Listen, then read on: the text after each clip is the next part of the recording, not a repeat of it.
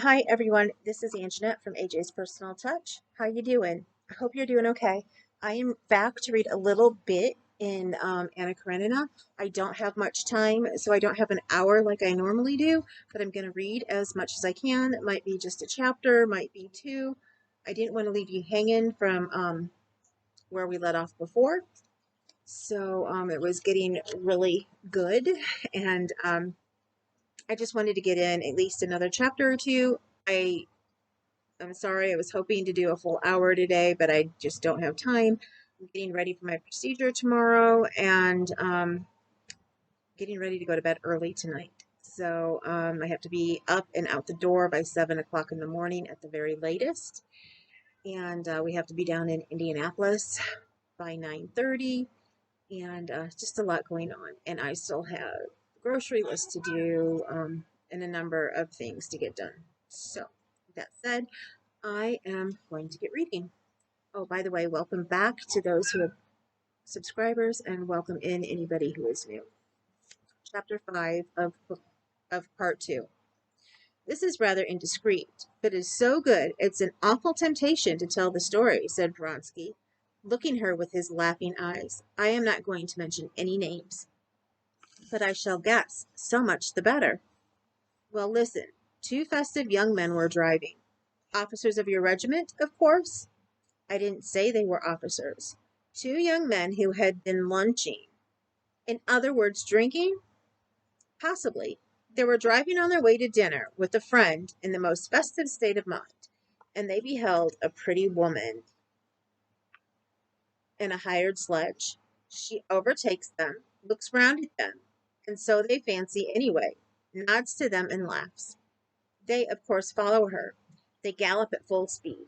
To their amazement, the fair one alights at the entrance of the very house to which they were going.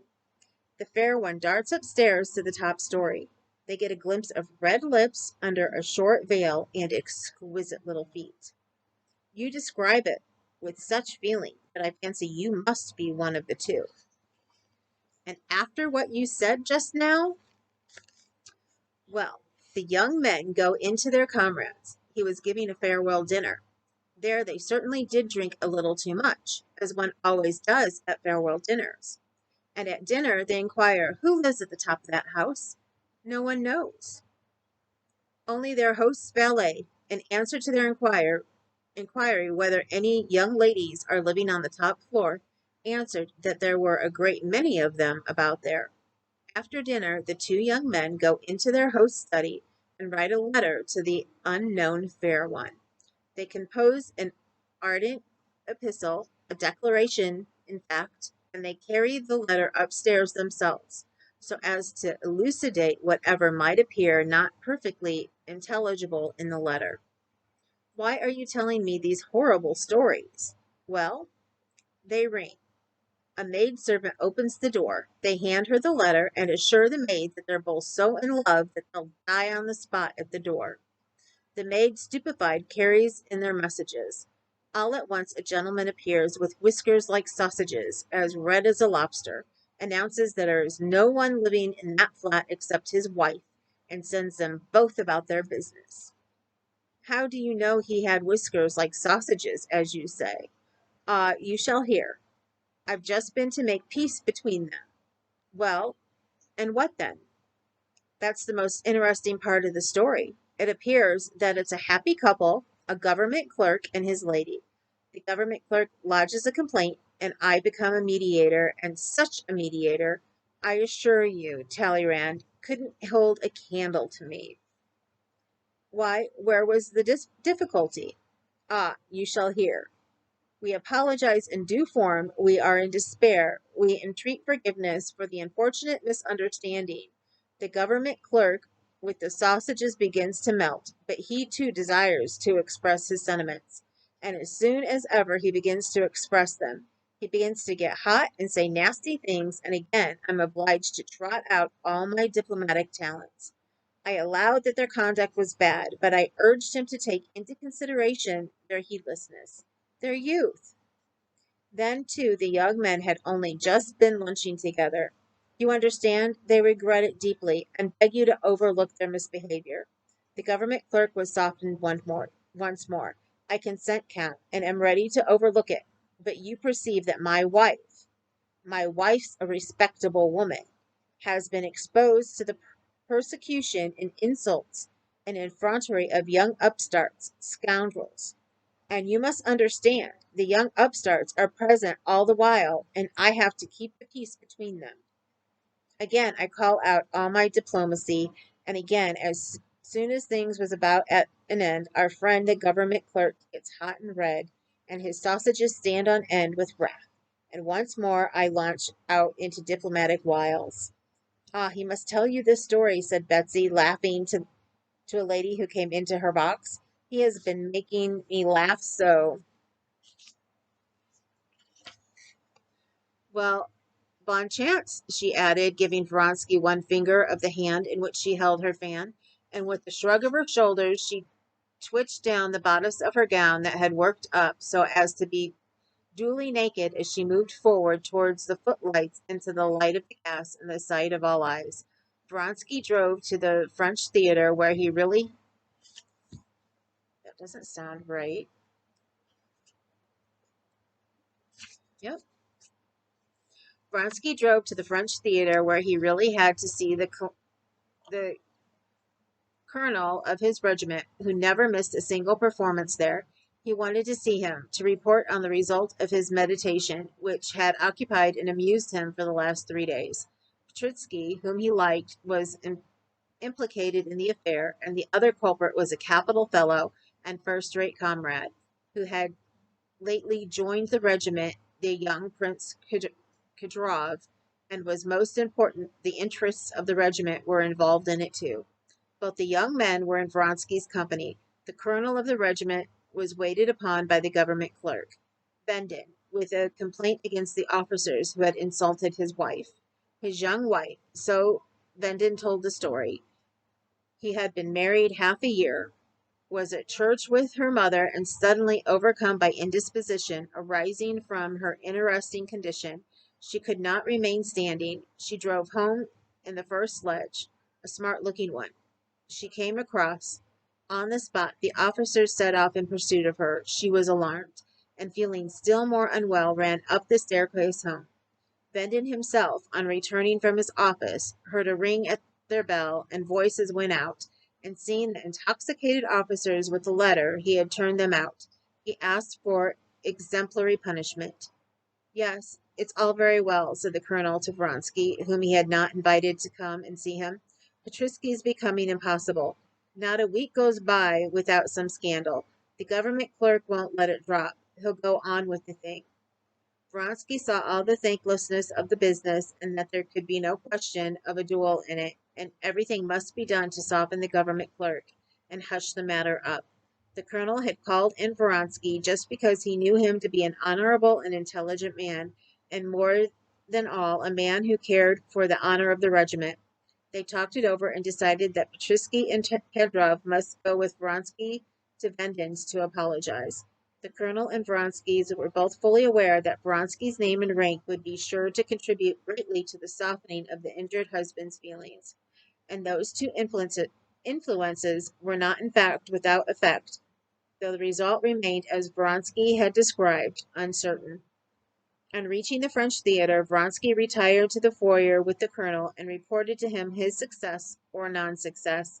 The colonel, thinking it all over, made up his mind not to pursue the matter further, but then, for his own satisfaction, proceeded to cross-examine Vronsky about his interview, and it was a long while before he could restrain his laughter as Vronsky described how the government clerk, after subsiding for a while, would suddenly flare up again as he recalled the details, and how Vronsky, at the last half word of consolation, skillfully maneuvered a retreat, shoving Petritsky out before him. It's a disgraceful story, but killing. Kedrov really can't fight the gentleman. Who he so Was he so awfully hot? He commented, laughing. But what do you say to Claire today? She's marvelous, he went on, speaking of a new French actress. However often you see her, every day she's different. It's only the French who can do that.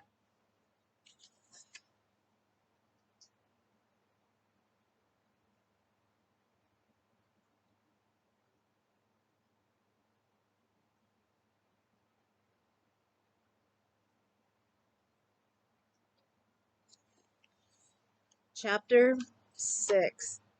Princess Betsy drove home from the theater without waiting for the end of the last act. She had only just time to go into her dressing room, sprinkle her long pale face with powder, rub it, set her dress to rights, and order tea in the big drawing room when one after another carriages drove up to her huge house in Bolshia Marskaya Mars in Bolshia in Bolshaya Morskaya. Her guest stepped out at the wide entrance, and the stout porter who used to read the newspapers in the mornings behind the glass door to the edification of the passers-by noiselessly opened the immense door, letting the visitors pass by him into the house. Almost at the same instant, the hostess, with freshly arranged coiffure and freshened face, walked in at one door and her guests at the other. During the other door of the drawing room, a large room with dark walls, downy rugs, and a brightly lighted table, gleaming with the light of candles, white cloth, silver samovar, and transparent china tea things. The hostess sat down at the table and took off her gloves. Chairs were set with the aid of footmen, moving almost imperceptibly about the room.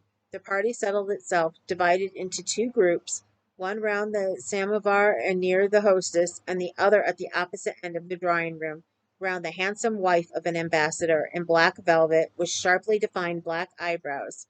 In both groups, conversation wavered as it always does, for the first few minutes, broken up by meetings, greetings, offers of tea, and as if it were feeling about for something to rest upon. She's exceptionally good as an actress. One can see she's studied Kaulbach, said a diplomatic attaché, and the group round the ambassador's wife. Did you notice how she fell down? Oh, please, don't let us talk about Nilsson. No one can possibly say anything new about her, said a fat, red-faced, flaxen-headed lady without eyebrows and chignon, wearing an old silk dress. This was Princess Myakaya, noted for her simplicity and the roughness of her manners, and nicknamed Enfant Terrible. Princess Myakaya, sitting in the middle between the two groups and listening to both, took part in the conversation first of one and then of the other. Three people have used that very phrase about Kalbach to me today already, just as though they had made a compact about it, and I can't see why they liked that remark so. The conversation was cut short by this observation, and new subject had to be thought of again. Do tell me something amusing but not spiteful, said the ambassador's wife, a great proficient in the art of the elegant conversation called by the English small talk. She addressed the attache, who was at a loss now what to begin upon. They say that's the difficult task, that nothing's amusing, that isn't spiteful, he began with a smile. But I'll try. Get me a subject. It's all lies in it all lies in the subject. If a subject given me is easy to spin something round it, I often think that the celebrated talker of the last century would have found it difficult to talk cleverly now. Everything clever is so stale. That has been said long ago, the ambassador's wife interrupted him, laughing.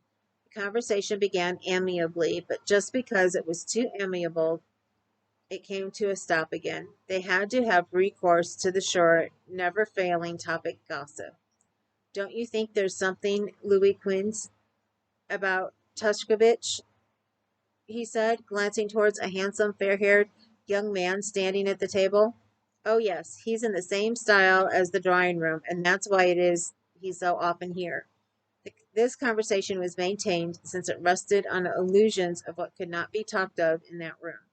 This is to say, of the relations of the Tuskovich with their hostess.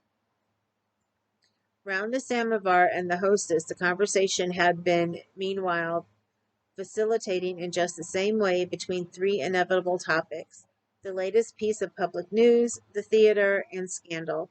It too came finally to rest on the last topic, that is, ill-natured gossip. Have you heard the Meltisheva woman, the mother, not the daughter, has ordered a costume in dyeable rose color? Nonsense. No, that's too lovely. I wonder that with her sense, for she's not a fool, that she doesn't see how funny she is. Everyone had something to say in censure or ridicule of the luckless Madame Moltkasheva, and the conversation crackled merrily like a burning faggot stack. The husband of Princess Betsy, a good-natured fat man, an ardent collector of engravings, hearing that his wife had visitors, came into the drawing-room before going to his club. Stepping noiselessly over the thick rugs, he went up to Princess Myakaya. "How did you like Nilsson?" he asked. "Oh, how can you steal upon anyone like that?"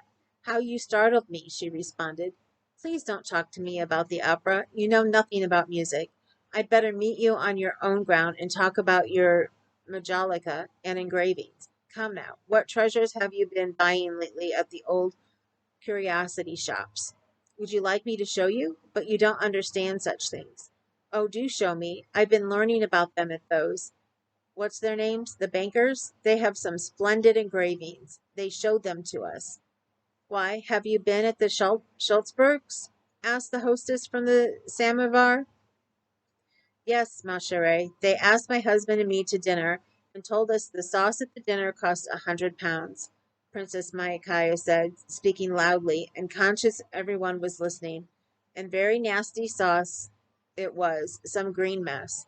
We had to ask them, and I made them sauce for the 18 pence, and everybody was very much pleased with it. I can't run to £100 sauces." "She's unique," said the lady of the house. "Marvelous," said someone. The sensation produced by Princess Myakaya's speeches was always unique, and the secret of the sensation she produced lay in the fact that though she spoke not always appropriately, as now, she said simple things with some sense in them. In the society in which she lived, such plain statements produced the effects of wittiest epigram. Princess Myakaya could never see why it had that effect, but she knew it had, and took advantage of it. As everyone had been listening while Princess Myakaya spoke, and so the conversation around the ambassador's wife had dropped, Princess Betsy tried to bring the whole party together, and she turned to the ambassador's wife. "Will you really not have tea? You should come over here by us." "No, we're very happy here," the ambassador's wife responded with a smile, and she went on with the conversation that had begun. It was a very agreeable conversation. They were criticizing the Karenins, husband and wife.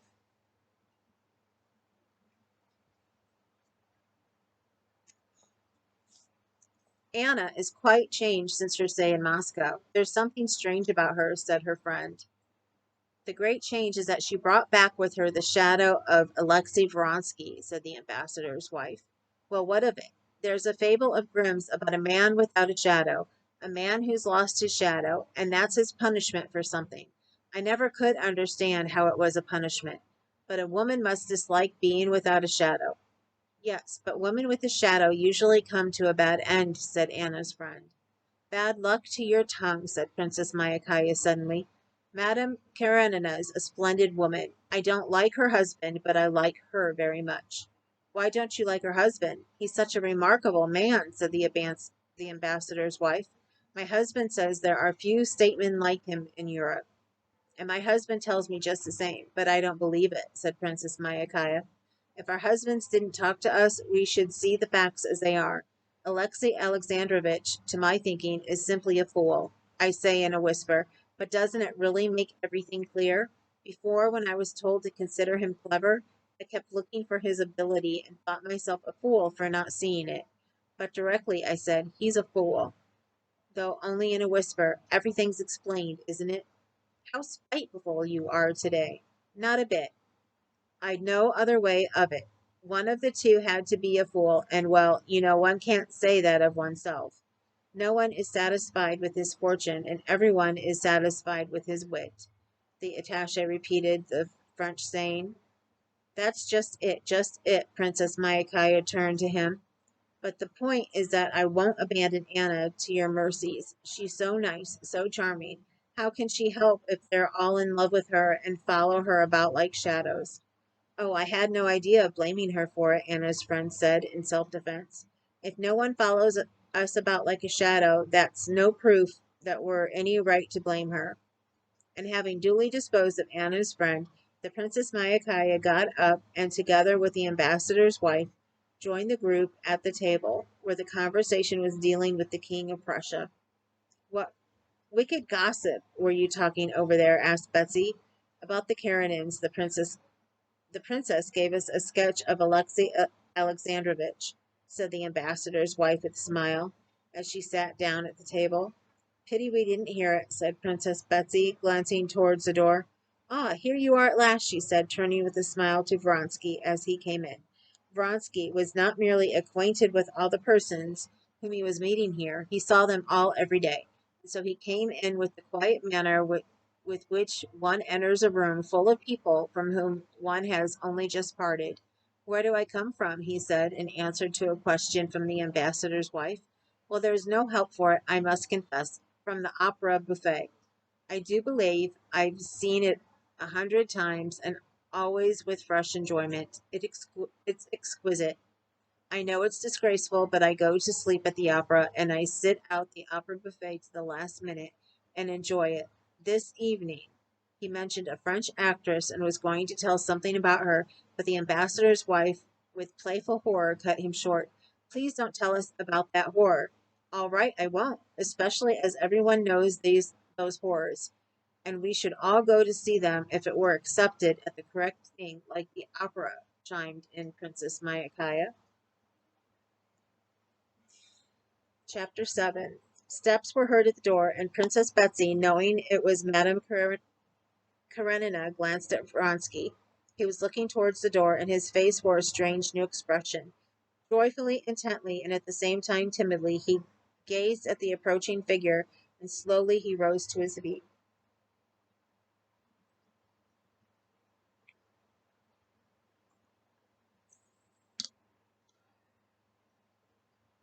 Anna walked into the drawing room, holding herself extremely erect, as always looking straight before her, and moving with her swift, resolute, and light step that distinguished her from all other society women. She crossed the short space to her hostess, shook hands with her, smiled, and with the same smile looked around at Vronsky. Vronsky bowed low and pushed a chair up for her. She acknowledged this only by a slight nod, flushed a little, and frowned, but immediately, while rapidly greeting her acquaintances and shaking the hands proffered to her, she addressed Princess Betsy.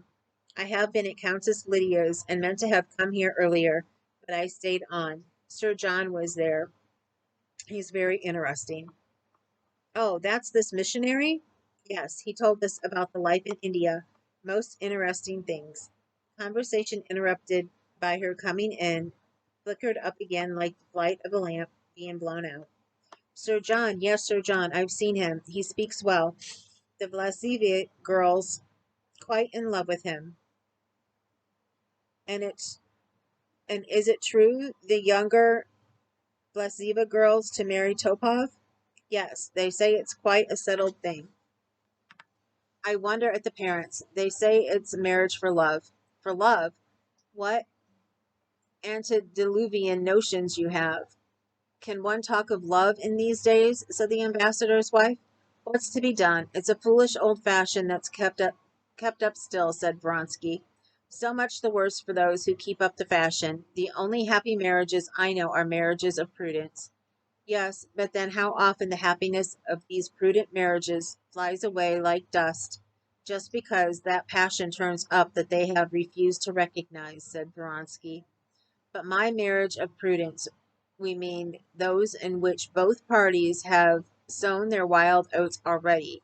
That's like scarlatina. One has to go through it and get it over. Then they ought to find out how to vaccinate for love, like smallpox. I was in love in my young days with a deacon, said Princess Mayakaya. I don't know that it did me any good. No, I imagine, joking apart, that to know love, one must make mistakes and then correct them, said Princess Betsy. Even after marriage, said the ambassador's wife playfully. It's never too late to mend, the attaché repeated the English proverb.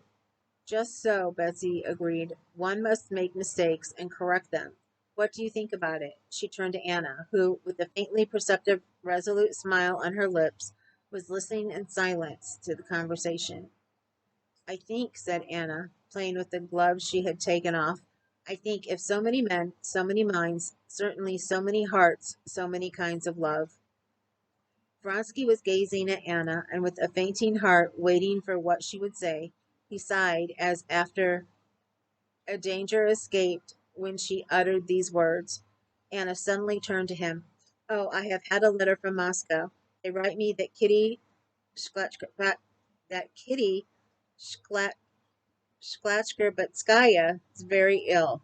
Really? Said Vronsky, knitting his brows. Anna looked sternly at him. That doesn't interest you?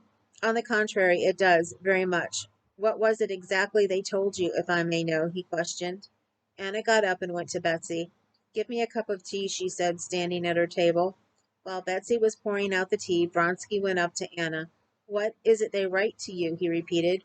I often think men have no understanding of what's not honorable, though they're always talking of it, said Anna, without answering him.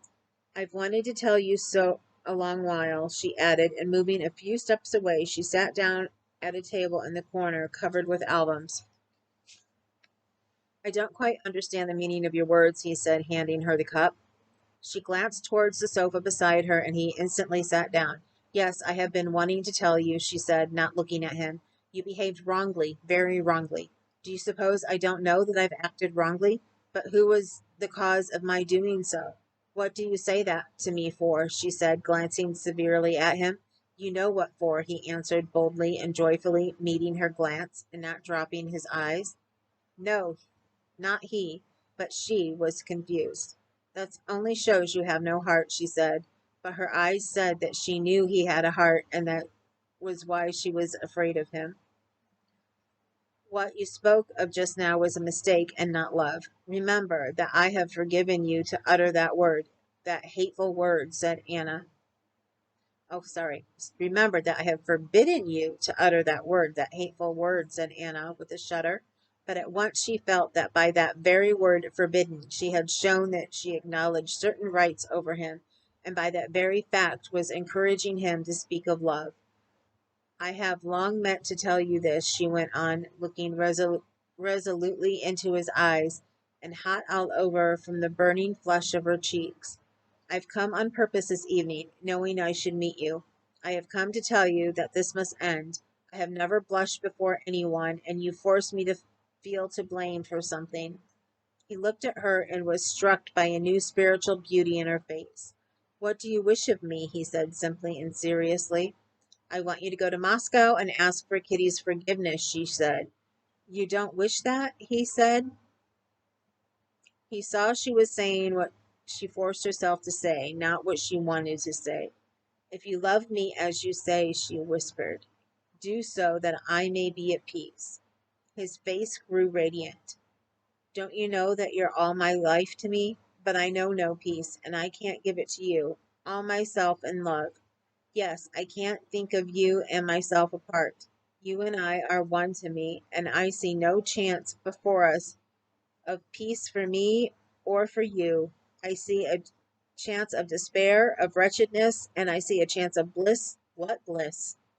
Can it be there's no chance of it? He murmured with his lips, but she heard.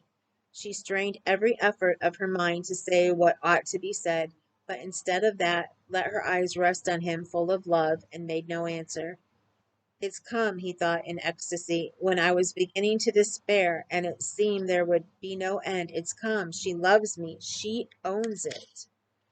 Then do this for me. Never say such things to me, and let us be friends, she said in words, but her eyes spoke quite differently. Friends we shall never be, you know that yourself. Whatever we shall be, the happiest or the wretchedest of people, that's in your hands. She would have said something, but he interrupted her. I ask one thing only. I ask for the right to hope, to suffer as I do. But if even that cannot be, command me to despair, and I despair. You shall not see me if my presence is distasteful to you. I don't want to drive you away. Only don't change anything. Leave everything as it is, he said in a shaky voice. Here's your husband. At that instant, Alexey Alexandrovitch did in fact walk into the room with his calm, awkward gait. Glancing at his wife and Vronsky, he went up to the lady of the house and sitting down for a cup of tea, began talking in his deliberate, always audible voice, in his habitual tone of banter, ridiculing someone. Your Rambouillet is in full conclave, he said, looking round at all the party, the Graces and the Muses. But Princess Betsy could not endure that tone of his, sneering, as she called it, using the English word, and like a skilled hostess, she at once brought him into a serious conversation on the subject of universal conscription. Alexey Alexandrovitch was immediately interested in the subject and began seriously defending the new imperial decree against Princess Betsy, who had attacked it. Vronsky and Anna still sat at the little table. This is getting indecorous, whispered one lady with an expressive glance at Madame Karenina, Vronsky, and her husband. What did I tell you? Said Anna's friend. But not only those ladies, almost everyone in the room, even the Princess Myakaya and Betsy herself, looked several times in the direction of the two who had withdrawn from the general circle as though that were a disturbing fact. Alexey Alexandrovitch was the only person who did not once look in that direction and was not diverted from the interesting decision he had entered upon. Diverted from the interesting discussion he had entered upon. Excuse me.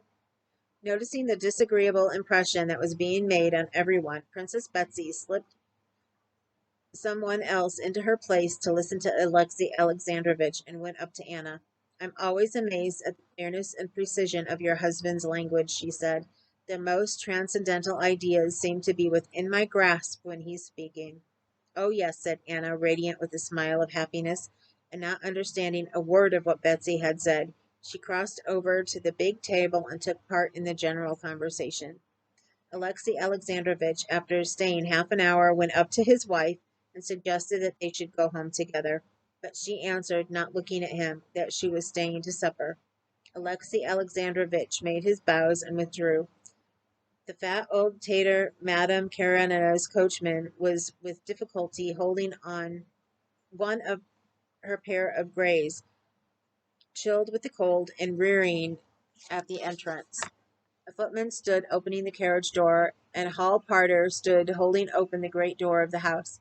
Anna Arkadyevna, with her quick little hand, was unfastening the lace of her sleeve, caught in the hook of her fur cloak, and with bent head listening with rapture to the words Vronsky murmured as he escorted her down. You've said nothing, of course, and I ask nothing, he was saying, but you know that friendship's not what I want, that there's only one happiness in life for me, that word that you disliked so, yes, love. Love, she repeated slowly in an inner voice, and suddenly, at the very instant she unhooked the lace, she added, why, I don't like the word, is that it means too much to me, far more than you can understand. And she glanced in his face. Au revoir. She gave him her hand, and with a rapid, springy step, she passed by the porter and vanished into the carriage. Her glance, the touch of her hand, set him aflame. He kissed the palm of his hand where she had touched it, and went home, happy in the sense that he had got nearer to the attainment of his aims that evening than during the last 2 months. Okay, and that is where I am going to end because I went a little bit longer than I had intended. Hope you guys are enjoying. And again, I am sorry when I messed up on a word here and there. It's just some of them I've never seen before. So, with that, I am out of here. Remember, you matter. If you ever need anything, you need to talk, anything, just message me. And I am always here for you. And remember, you are beautiful and you are gorgeous and you are handsome. And don't ever let anybody tell you different. And with that, I am out of here. And I will see you guys later. Later.